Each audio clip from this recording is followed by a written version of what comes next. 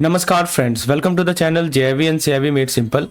Today we are going to discuss IIBF Cyber Security and Fraud Management Memory Based Question and Answer for the examination which happened on 28 February 2026. So as we have seen in the recently held examination, lot many case study type question have appeared. So we'll try to provide you such kind of questions so that you can practice before the examination. And if you have not seen our previous video, you can check out the link in the description section for more detail. So let's get started with our very first question. That is, as you can see, imagine that the case is about the Samira, right? So Samira, she has a client who has started cross boundaries, right? So basically she is a freelance graphic designer. They recently ended a professional collaboration with a client Vikram, and basically, but you know, after he make inappropriate personal comment, so he was making personal comment and demanding that she be available all the time, her constant availability, right? When she finally blocked him, the real problem started. After the Samira stopped responding to his message, then the real problem started. So what was the real problem? That she received a frequent email from anonymous account, right? Frequent email from various burner account or anonymous account, not just random email. These contain exact detail about her day, right? Specific detail about her daily routine, which cafe she visited, which coffee she ordered. So someone is clearly tracking her movement online or offline. And then what happened? A fake profile is created using her photos, right? Someone has created a fake profile using her professional portfolio photo, right? And you know, this fake profile is posting derogatory comment on her real post to damage her reputation, right? They are posting derogatory comment on her legitimate post to damage her reputation. This is targeted attack. And then her website contact form is filled with threat, which means the message include personal line like, you know, I can see you working late, right? Then this is meant to scare, intimidate and mentally exhaust her. And lastly, her colleague don't take it seriously. So they say that when she mentioned these things to a professional colleague, they say that, you know, just block him. But this is not normal allowance. This is psychological harassment happening repeatedly and digitally. Now she is now constantly in access, checking her surrounding, unable to focus, productivity goes down. So basically these are the real emotional impact of, you know, online harassment. So this is the case study. Now basically let's talk about the question that we have. So the question is, which term most accurately describe the situation Samira is facing? Phishing, cyber stalking, doxing and ransomware. So basically let's talk about this particular question. So what exactly is this? So this is the exact textbook definition of, you know, cyber stalking. This is the exact textbook definition of cyber stalking. So what happened, you know, friends, the question is, which term most accurately describe the situation Samira is facing? So basically this is the classical textbook definition of cyber stalking. So when someone repeatedly uses the internet, suppose someone repeatedly uses the internet or digital tool, right? Digital tool to harass, to threaten, to monitor a person activity. So when someone repeatedly uses the internet or digital tool to harass, to threaten or to monitor a person activity, right? So that is called that is what we call cyber stalking, right? So basically everything Samira is facing fit perfectly. Like let me just highlight. So first of all, she is facing the persistent unwanted digital attention. Yes, she is facing digital attention. Another thing that she is facing, tracking her movement. Her movement is being tracked, right? Then, you know, fake online profile. Yes, you can see fake profile has been created. Then, you know, threat and intimidation. Yes, she is facing this threat. She is facing this intimidation. In addition to that, she is facing the psychological distress, right? She is facing the psychological distress. So basically on the basis of that, the correct answer is option number B, right? So you can remember it like this. If someone is constantly watching you online, that's called cyber stalking. So one way to remember it like this is stalking plus internet. Stalking plus internet, this is what combined, this is called, you know, cyber stalking. Fine. So that is the point. So cyber stalking involved repeated online harassment, repeated online monitoring, fake account, threatening email, online impersonation, tracking someone activity. That's called cyber stalking. Now friend, the question number 2 of this particular case study is that what is the most critical step Samira should take to protect herself and build a case? Option number A, immediately post a public warning on her mail social media account naming Vikram. Option B, delete her entire online presence and ceases all freelance work to avoid contact. Option C, document every incident by taking a screenshot of email, comment, timestamp and saving them in a secure backed up file. Reply to one of the anonymous email to demand to know how they are tracking her location. C, basically before Samira can take any action, whether legal, cyber reporting or even talking to authority, the most important step is the, what is the most important step? Let me explain. Before Samira can take any kind of action, right, whether legal, cyber reporting or even talking to authority, the most important thing is collecting proof. So let's understand why. Because Samira is facing repeated harassment, right? She is facing repeated harassment like mail, right, fake account, threat and impersonation. But unless she capture these incident, right, what happened? They can disappear anytime. So main thing is capturing the incident. So remember, burner email account can be deleted. Obviously the burner email account can be deleted, and fake profile can be removed, or threatening message can be edited. Contact form submission may get auto cleared. So if she has no evidence, then anyone can claim it never happened. So main thing is evidence collection. Evidence collection is the main thing. Now if you look at the option that we have, some option they have given, this is the option number A. No. Yes, C is the correct answer. Document everything, because taking a screenshot, record the exact content, saving timestamp. Yes, she can save the timestamp. So show the frequency and the pattern. It show the frequency. It also show the pattern. Then keeping everything in secured, backed up location. It ensure data safety. And finally, this documentation become the foundation of any legal or police complaint. Right. So without documentation, Samira cannot build a strong case. If you look at the option number A, it is saying, posting a public warning. Actually, this can backfire. It may be considered defamation or provoke the harasser even more. Not safe. So option number A is wrong. What about B, deleting her entire online presence? So this does not solve the issue, right? It does not solve the issue. Actually, it just destroy her professional identity as well as the income. So also the harasser may continue from elsewhere. Okay. So that's the point. What about option number D? Option number D says that, reply to one of the anonymous email to demand to know how they are tracking her location. So this is quite dangerous, right? It confirms she is reading the message. It may escalate the harassment or expose more of her personal info. So the correct thing is document everything. So remember, the thing is that if there is no proof, then there is no case. Fine. So proof start with a screenshot. So what we learned from this discussion is that, the first step in handling the cyber harassment is to record every incident. Yes, you have to record every incident, right? Recording is the first and foremost thing that has to be done. And to the context of recording, a screenshot, right? A screenshot plus timestamp. So these two things, it gives a strong evidence. It gives, a strong evidence. So avoid responding, avoid deleting account, avoid public accusation. Documentation is essential. Friends, before continuing to the part 3 question of this case study, let me introduce you to our certificate examination course for prevention of cyber crime and fraud management. So as you can see, in this particular course, you get unit-wise theory, unit-wise MCQs PDF, previous year question paper, which include case studies also, like we are discussing just now, module-wise quick revision PDF. Inside theory and MCQ PDF, I have arranged it in 4 modules. So inside each module, there are several unit-wise content, which includes theory PDF as well as MCQs PDF. This will help you cover the entire syllabus with confidence. You can check out. And also I have added few case studies for practice purpose. In the previous year question starting from February 2025, I have added all possible questions which we have recollected from the aspirant, as well as there is a module-wise quick revision PDF which enable you revise the entire content in a very short span of time. If you want to get access to this, check out the link in the description section, or you can WhatsApp me on the number shown on the screen. Friends, let's look at the question number 3 of the same case study.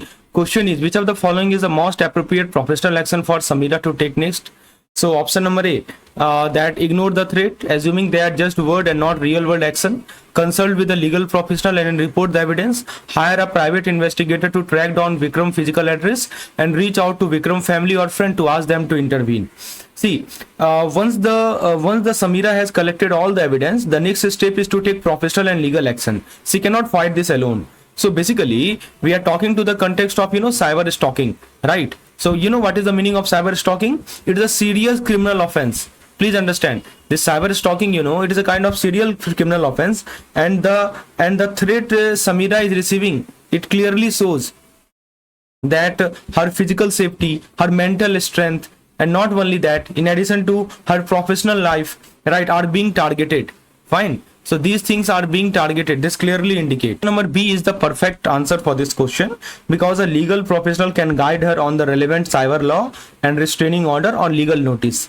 So, and one more thing I want to tell you, that law enforcement, right, law enforcement, or cyber crime unit, they have tools, right? Cyber crime unit, they have tools to track the IP address, identify the fake account, right, and investigate the threat.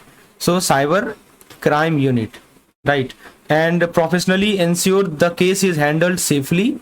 Professional ensure that the case is handled safely and formally and without escalation. And this is the standard recommendation procedure in case of digital threat. So yes, if you look at the option number A, so it says that you ignore the threat. Actually it is wrong, right? This is dangerous, because threat may escalate from online to offline. Yes, threat, it may escalate from online to offline, right? Not protecting herself. So A is wrong. What about C? Hire a private investigator. No, that's also wrong, because it is not safe. It is not a standard in the cyber crime case.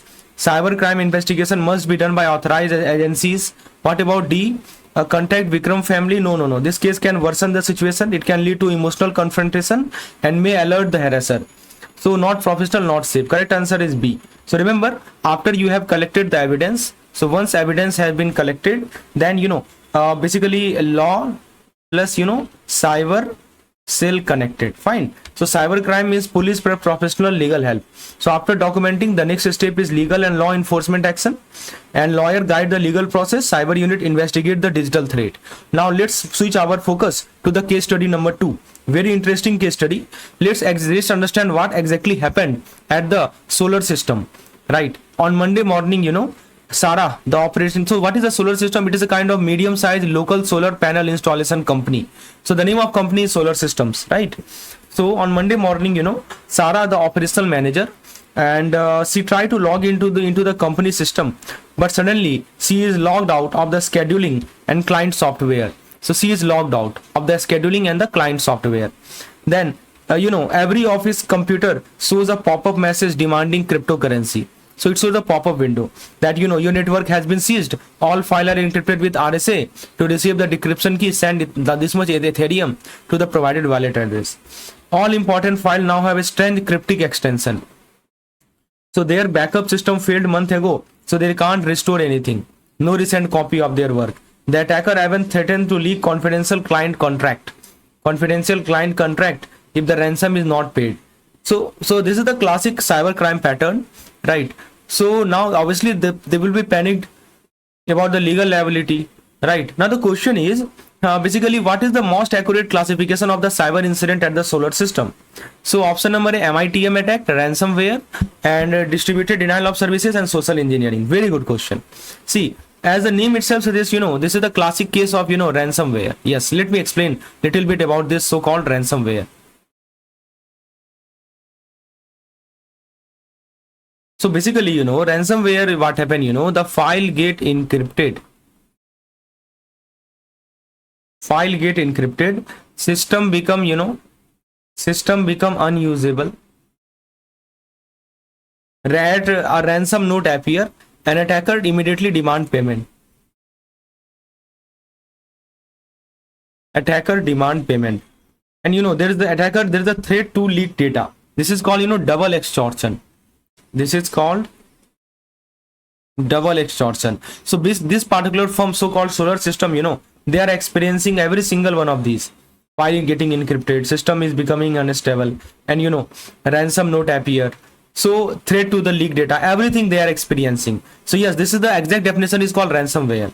If you look at the MITM, so MITM usually means, intercepting communication between two parties. So this is all about, intercepting communication. Why I'm explaining each and every option? Because there may be chances that, it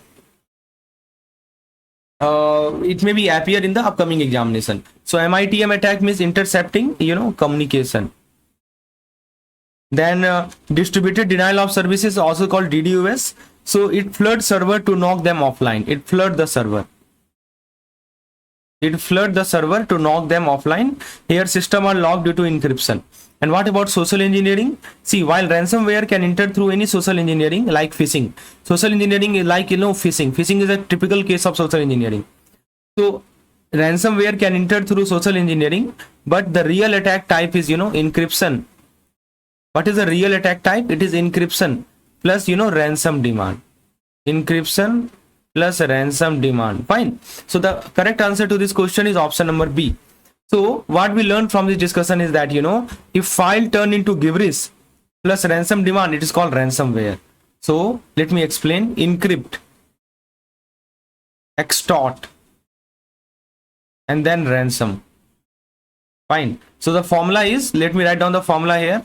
So what is the basic formula? So you can write encryption plus payment demand combined together. These two combined together give you ransomware. Fine. So ransomware means file encrypted plus ransom demand.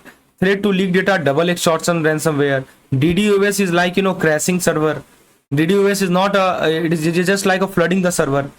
And MITM is intercepting communication. Now question number 2. So the question number 2 is very conceptual question. It is asking, when dealing with the ransom demand, what is the most recommended course of action? Yes, such type of question are being asked. What should they do? Option number A, pay 2.5 Ethereum immediately to ensure operation resume by Tuesday. Negotiate with attacker to see if they will accept a lower price. Refrain from paying. Isolate the infected system. Notify the authority. Consult cyber security professional. And wipe all the hard drive immediately and start the business from scratch. See, basically when a company is hit with a ransomware attack, the biggest question is, should we pay the ransom? So to the context of, solar system case, what is happening to the case of solar system, as you can see. So their file get encrypted. Fine. Then their operation are frozen. Frozen. Then the attacker is demanding, cyber cryptocurrency. Attacker is demanding the cryptocurrency. And backup has failed. No backup. What happened to backup? Backup failed. Right. There is a threat of data leak. Yes, obviously. Data leak threat is there. So it is natural for the leadership to panic. But even then also, paying the ransom is not the recommended action. Why? Because paying does not guarantee data recovery. Suppose you pay the amount. So does it guarantee the data recovery? Cyber criminal often take the money and disappear. So there is zero guarantee. There is zero guarantee that they will send the decryption key. What is the guarantee that they will send the decryption key? No guarantee at all. And paying encourage more attack. Once an attacker know that you are willing to pay, they may strike again. Yes, they may strike again. Right. Then what you should do? Authorize globally advise not to pay. Right. So cybercrime unit, CERT team and law enforcement recommend isolate infected system, report the incident, bring in cyber security expert, start forensic investigation. This help prevent further damage and uncover the attack method.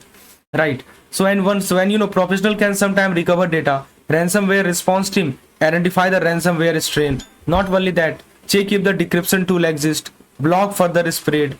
So the correct answer is option number A says that pay immediately. No, this is wrong. Fastest ways to lose the money. No guarantee of recovery. Negotiate with the attacker. This still involve paying. Still risky, illegal in some case. Wipe hardware and start over. No. Correct answer is C. Don't pay. Isolate the system and report plus investigate. So I hope it is clear.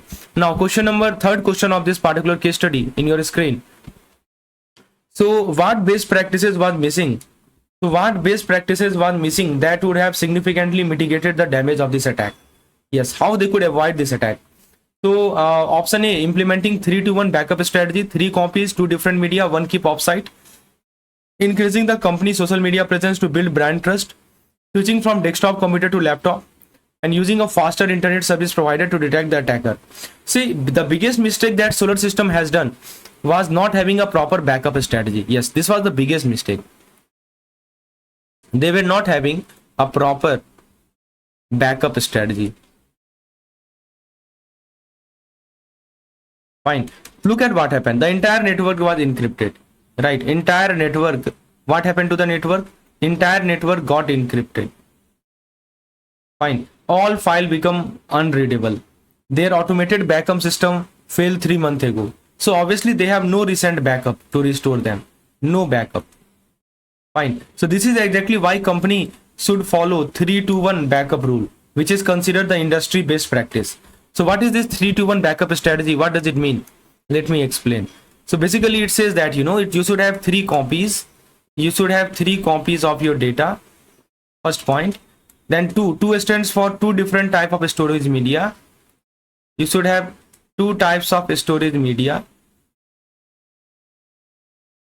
And then 3-1. 1 copy is stored offsite. 1 copy is stored offsite or offline. Fine. So if the solar system has followed this, even if ransomware encrypted their network, they could still restore the offsite or offline backup. See, so this is called 3-1 backup strategy. Suppose if they have followed this 3-1 backup strategy, even if ransomware encrypted their network, they could still restore the offsite or offline backup. Their operation would resume quickly. They would not be at the mercy of the attacker. So backup break the power of ransomware. If you look at the other option number B, say increasing the social media presence. See, this had nothing to do with the cyber security or data protection. Option C, switching desktop to laptop. So changing device does not protect against ransomware. Backup also always do. And using faster internet, no, nothing there. So proper 3-1 backup system is the key. 3 copy, 2 places, 1 safe. Right, this way remember. 3 copy, 2 places, 1 safe. 3 backup, 2 media, 1 offline. This is a quick way of ransomware recovery. So remember, ransomware damage becomes severe only when no backup exists. 3-1 backup strategy is the industry standard practice. Have a look. Now have a look at the case study number 3. Very important case study. So this attack is a perfect example of how digital action can cause real world physical damage. See what happened. Let's break down the radical activities collective known as Grid Ghost. Actually what they did, they hacked the monorail routing system. They hacked a monorail routing system, and that's called Omni Transit. They overrode safety protocol, right? And they forced 2 train onto the same track. See what happened, that is the mega corporation that recently automated the city entire public transport. The group claimed to protesting against the demonization of the workforce. And during the attack, what did they override safety protocol. They infiltrate the central routing system. They override safety protocol and force 2 high-speed trains into the shared track. So emergency brake activated. That is the passenger. Passenger were physically injured. This is not just data. This is a physical harm caused through a digital glitch. Now they have a cooling system in the server warehouse. They have the cooling system in the Omni Transit primary server warehouse. A small fire started. So hardware critically heated. A spark localized fire. Drone delivery system also collapsed. Right. And again digital control, right? Physical destruction. So overall they are causing physical destruction. In addition to that, they have hijacked the advertising billboards. This is the digital vandalism, but compared to the first 2 actions, this is minor. So basically the fatality experience significant physical injuries. Question is, based on the act taken against the rail and server warehouse, how could cybersecurity experts classify this cyber attack? So what is the name? Pure digital espionage, social engineering campaign, cyber physical attack, standard website development. See, this is the classic case of cyber. Let me write it down. This is the classic case of cyber physical or cyber kinetic attack. See, what is this cyber physical attack? Let me explain. Basically, this attack happened when hacker breached the digital system. Suppose there is a hacker. What he does, he breached the digital system and caused real world physical effect. It caused the real world physical effect. Right, injuries, file, infrastructure damage. So key idea is that jump from digital world to the physical world. See what is happening. So he is jumping from digital world into the physical world, right? So basically the everything that grid host did this is definition. Train malfunctioning, injuries. See what is happening. Once the train malfunction, this cause injury, server overheating, fire, logistic network collapse, physical consequence. So it is not just hacking, it is not just vandalism, it is just data theft. It is not just data theft. It is just digital action causing real world physical problem. And the correct word is cyber physical attack. If it is, so option number A is wrong. It's not pure digital espionage. So when I say espionage, it means, spying. It just means spying. It just means, data theft. Right. Here the attacker causes physical injury and span fire, not spying. What about social engineering? See, not social engineering is about the tricking people or psychological manipulation. This was a pure technical exploitation. What about the standard website defacement? See, this is only changing visuals on a web page. It is all about changing visuals on a web page. Here trains were nearly crashed, right? So remember, if any kind of digital action causes physical pain, the correct word is the cyber physical attack. Please understand. Now question number 2 of the same question. So here what happened, the grid ghost aesthetic characterized by chart, high-tech hacking, rebellious anti-corporate messaging, and dystopian view of automated city is most closely associated with cultural literacy genre. Option A, cyberpunk, steampunk, alternate history, utopian fiction. See, the visual style and the message used by the grid ghosts, it perfectly fit into one famous genre, and that genre is called, cyberpunk. Let's break down the clues. So they have given some clues here. The first clue they have given is the glitch art. Let me write it down. Glitch art and distorted visual. Glitch art and distorted visual. See, what is happening, cyberpunk story frequently uses glitchy graphics. Right? What they use? They use, just let me write it down, glitchy graphics. Not only glitchy graphics, they are also using, neon chaos plus digital corruption. Yes, they are using the digital corruption to show a world overloaded with technology and also high-tech hacking and futuristic system. So the grid ghost hack monorail, drones, server. This is a straight from cyberpunk theme. What happened in the cyberpunk theme? Hacker fight the mega corporation, right? Hacker, what they do? They fight the mega corporation. Technology control society. Digital warfare become normal. And rebellion against powerful corporation. Cyberpunk always feature anti-corporations, underground group, social inequality, technology. So I hope it's clear. Now what about the dystopian? Basically, the word they have also mentioned is the dystopian view. So cyberpunk, it includes high plus low life, ultra advanced system. So the closest is the cyberpunk.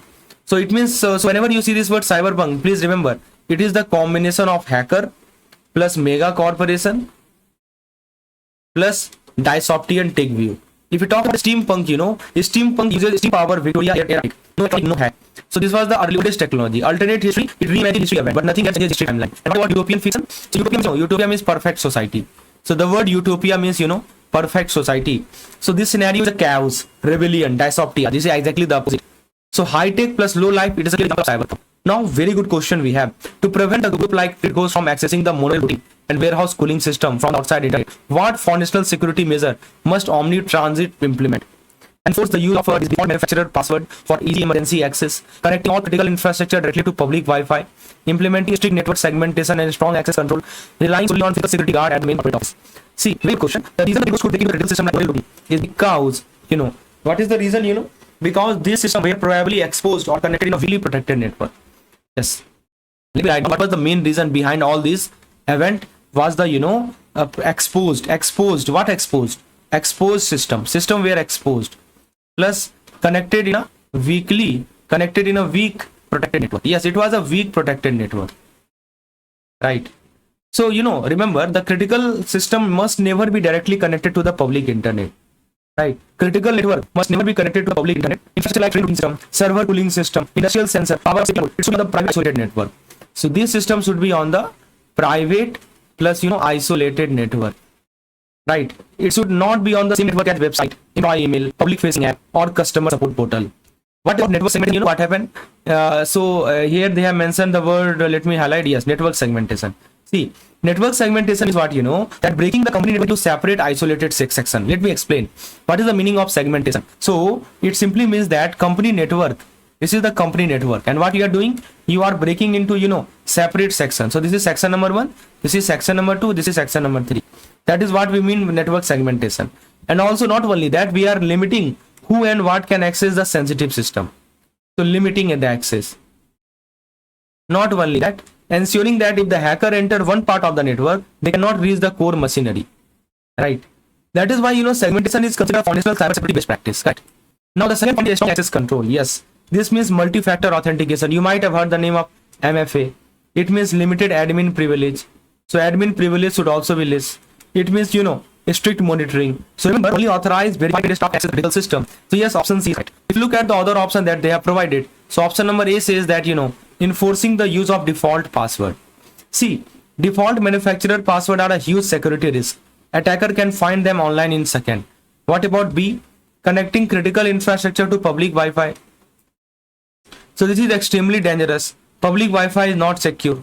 So therefore the correct answer is option number C. So remember, if control machine, keep it in online. Segment the network, stop the hacker. Separate network, safer network. Very, very important. Now the case study, I think this is the last one. Right. The case study is TechNova website. So what happened, TechNova, it is a mid-sized online electronic retailer. It has been heavily advertising the exclusive launch of a highly anticipated new gaming console on their website. And the launch is scheduled for 10 a.m. on Friday. What happened, at exactly 10:01 a.m., the TechNova website became completely unresponsive. The customer trying to access the site received connection timeout or service unavailable error. See, the TechNova website did not crash because that IT monitoring team immediately began the investigation. They observed that there is unprecedented massive volume of incoming network traffic hitting the primary web server, and this traffic is originating simultaneously from thousands of different IP addresses spread across various geographical locations. The server processing power and memory are at 100% utilization, simply trying to acknowledge the incoming connection request. IP database locked, so no sign of data extraction, no administrator or customer account have been compromised or guessed. So question is, based on symptom of the IT team, what kind of attack is this? A ransomware infection, a DDoS, a coordinated brute force attack, an SQL injection? Very good question. See, basically the TechNova website did not crash because someone hacked into the base. No. The problem is not that, someone hacking. So hacking is not an issue. Right? It crashed because, server was drawing in the traffic. Right, so that it could not handle traffic. It could not handle. At 10 a.m., the website became unresponsive. The IT see unprecedented volume of incoming traffic. Let me highlight the word. The keyword that you must keep in the mind here. Let me highlight it. It is just this one. Unprecedented volume of yes. Unprecedented massive volume of incoming traffic. That traffic is not coming from one computer, one country, but thousands of sources worldwide. This is exactly what botnet do. You might have heard the name of botnet, right? This is exactly what botnet do.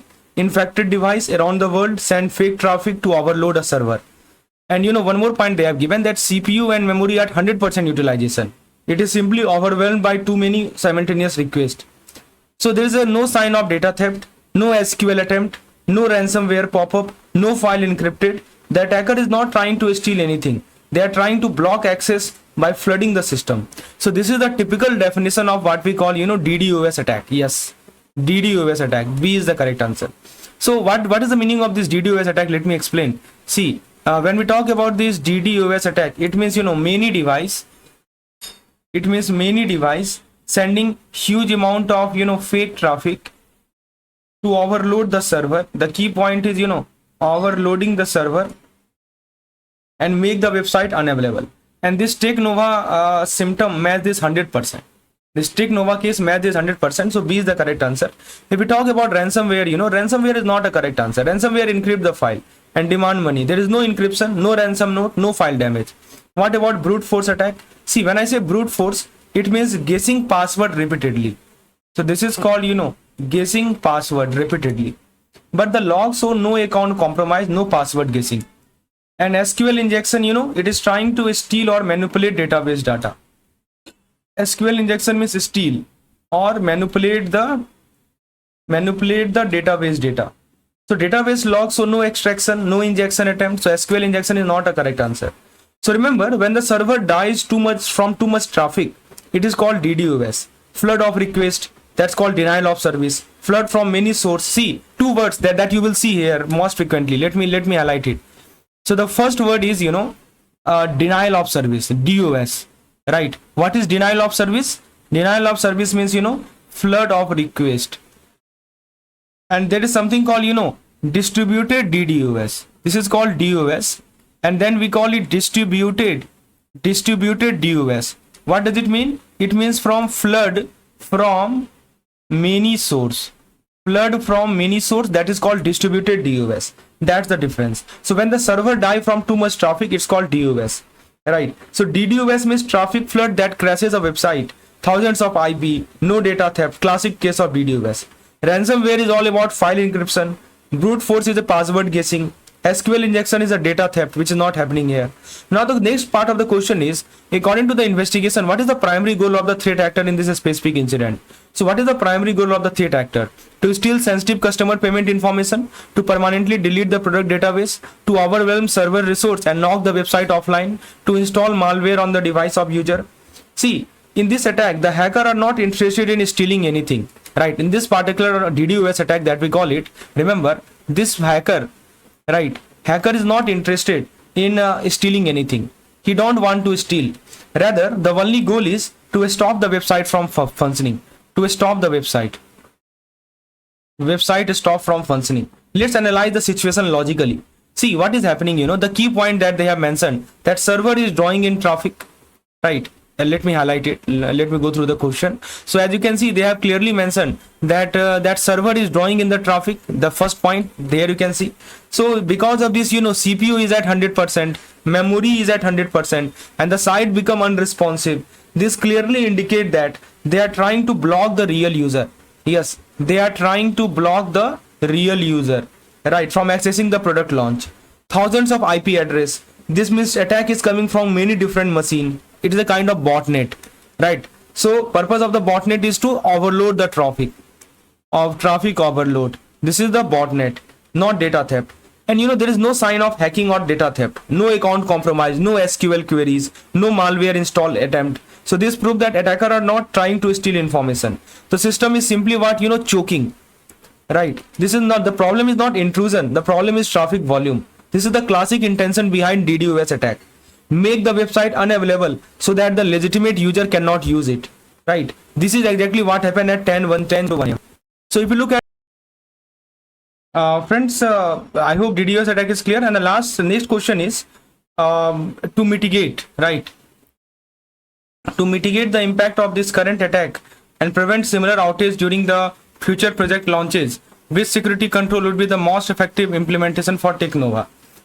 Option A says routing traffic through a contact delivery network, that's called CDN, equipped with DDoS protection, implementing multi-factor authentication, upgrading the antivirus software installed directly on the main web server, and requiring user to solve complex CAPTCHA before they can view the product page.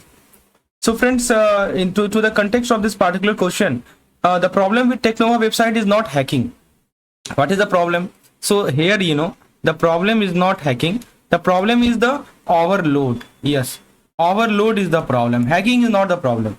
So too many fake requests coming too fast from too many places. So the solution should focus on, absorbing. The solution should focus on, absorbing and, absorbing and filtering the massive traffic. Absorbing and filtering the massive traffic before it reaches the Technova actual server. And that is exactly what a CDN with DDoS protection does. Yes, please remember this CDN, that is content delivery network, along with DDoS protection, this is exactly what it does. So what does the CDN do? Let me explain. CDN full form, that's called, content delivery network, CDN. So it spread website traffic across many global server, right? So what it does, it spread website traffic across, many global server. Fine. It reduces pressure on your main server. Pressure reduced. And it filter out the malicious request. Malicious request filter out. So instead of millions of requests hitting one server, they are shared across hundred of server, right? So they are shared across, hundred of server. So this prevents the server overload that caused the Technova crash.